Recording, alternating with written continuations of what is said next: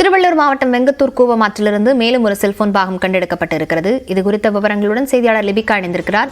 லிபிகா, இந்த தேடும் பணியில எத்தனை பேர் ஈடுபட்டிருக்கிறார்கள்? என்ன முன்னேற்றம் காணப்பட்டிருக்கிறது?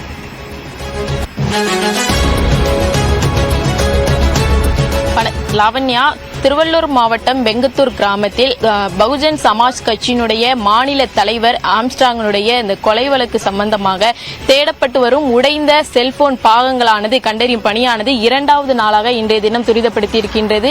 நேற்று காலையிலிருந்து அந்த உடைந்த பாகங்கள் தேடும் பணியானது தொடர்ந்து நடைபெற்று வரக்கூடிய நிலையில் இன்று 2வது நாளாக காலை 6:30 மணியிலிருந்து தற்போது வரை செல்போன் உடைந்த பாகங்கள் கண்டறியும் பணியானது தற்போது நடைபெற்று வரக்கூடிய நிலையில் இன்று ஒரு உடைந்த பட்டன் செல்போனுடைய இந்த முன் பாகமானது கண்டறியப்பட்டிருக்கின்றது.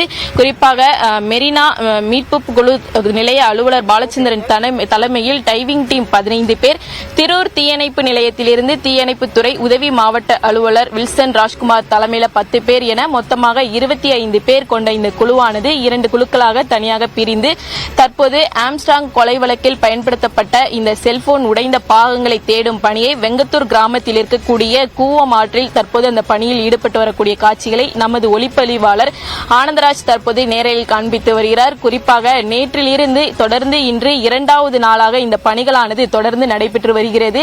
நேற்று காலை 6 மணியிலிருந்து மதியம் 12:30 மணி வரை தேடப்பட்ட நிலையில் 8 உடைந்த செல்போன் பாகங்களானது கண்டறியப்பட்ட நிலையில் இன்று காலை 6:30 மணியிலிருந்து சுமார் 5 மணி நேர தேடுதலுக்கு பின் தற்போது ஒரு பட்டன் செல்போன் முன்பாகமானது கண்டறியப்பட்டிருக்கின்றது. நாட்டையே உலுக்கிய ஒரு பெரிய சம்பவம் என்று பார்த்தால், கடந்த 5ஆம் தேதி பகுஜன் சமாஜ் கட்சியினுடைய மாநில தலைவர் ஆம்ஸ்ட்ராங்கினுடைய இந்த படுகொலை என்பது நாடு முழுவதும் பெரும் அதிர்வலையை ஏற்படுத்தியிருந்தது. தொடர்ச்சியாக பொன்னை வேலு உட்பட 11 பேரை முதலில் காவல்துறையினர் கைது செய்தனர்.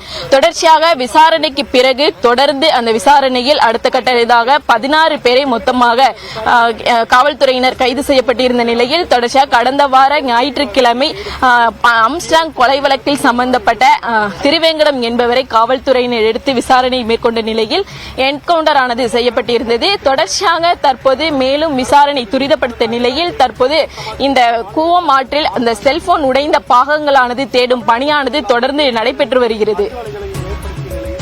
விவரங்களுக்கு நன்றி லிபிகா.